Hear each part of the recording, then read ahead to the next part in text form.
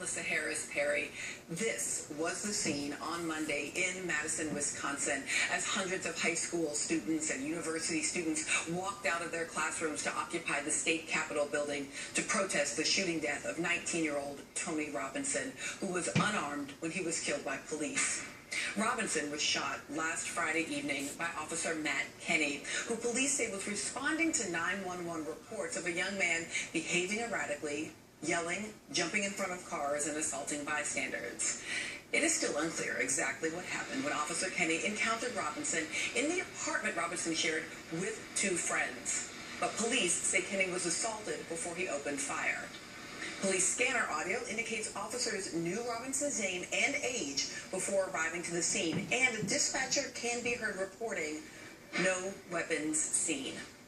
A preliminary autopsy released Friday listed Robinson's cause of death as firearm-related trauma after being shot in the head, torso, and upper body. More than 1,000 people gathered yesterday at a Wisconsin high school to pay their final respects to Tony Robinson. The funeral was just more than a week after his death sparked an outpouring of support and outrage from Wisconsin residents who joined the cause of the national movement sparked by the police shooting of Mike Brown in Ferguson, Missouri. The protests this week had all the hallmarks of the movement that have by now become so familiar. Each time another name is added to the list of unarmed African Americans killed by police. The young activists marching and rallying for justice and recognition, the calls for police reform and accountability, the banners held aloft declaring that, yes, Black Lives Matter. But there was also another aspect of this protest. Wisconsin activists taking their message directly to lawmakers. That felt like something we've seen before. Because, in fact, the students were following in the footsteps of the hundreds of protesters who, in February of 2011, set up camp inside the Capitol building to protest a bill that would strip public employees of almost all of their collective bargaining power. Of course, for those activists, the target of their anger wasn't a government institution like the police, but one government official in particular, Wisconsin Governor Scott Walker, who went on to sign that bill into law. But even after that image from 2011 of Scott Walker, pen in hand, slashing away at labor rights, that image may inspire some deja vu in anyone who was following the other big news to come out of Wisconsin on Monday. Because there was Governor Walker once again signing his name to another bill that will weaken unions in Wisconsin. This time, it was the so-called right to work, an initiative that Walker indicated he would not push for when he was running for re-election. But that is now Wisconsin's newest labor law and could lead to defunding unions of the financial support they need to operate. And while the Walker's latest anti-union initiative may seem a world away from a cause that has inspired protesters to declare in the State House that Black Lives Matter, a coalition has united in Wisconsin to connect the dots.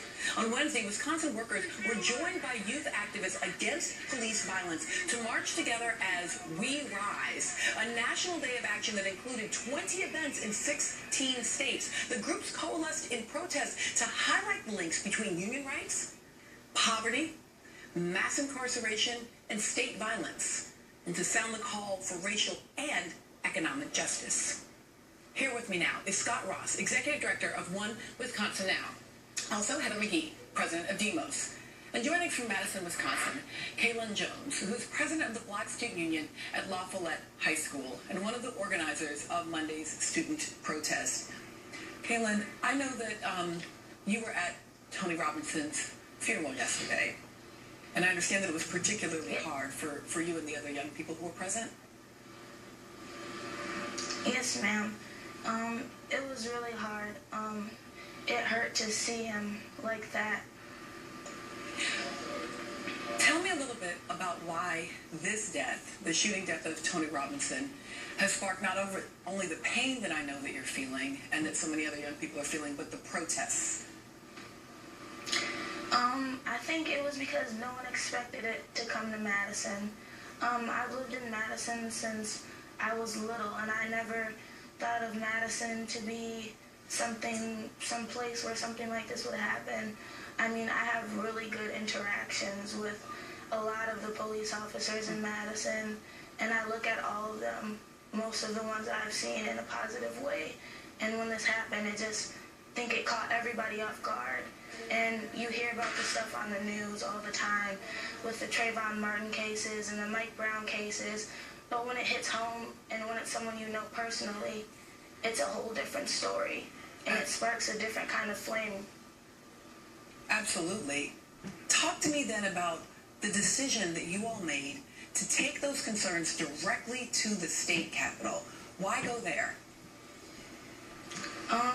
The point of going directly to the state capitol was to get out the idea that us as students wanted to stand up and make a voice and be heard, and that we wanted everyone to know that we were going to support him no matter how young we are, no matter what other people were thinking, that we were going to sit back, we were going to get up, we were going to fight, and we were going to make sure that justice was served.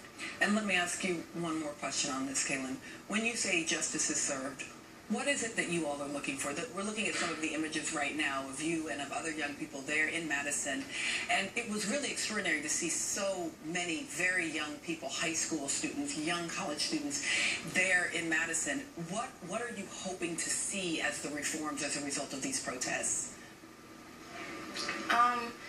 We hope to see that as justice, we want some form of punishment. We want to see some form of the family being able to know that this isn't going to go unnoticed, this isn't going to be brushed under the rug, that something is going to be done about this. Kaylin Jones in Madison, Wisconsin, again from La Follette High School. Thank you so much for joining us on a day that I know was a tough day after the funeral yesterday.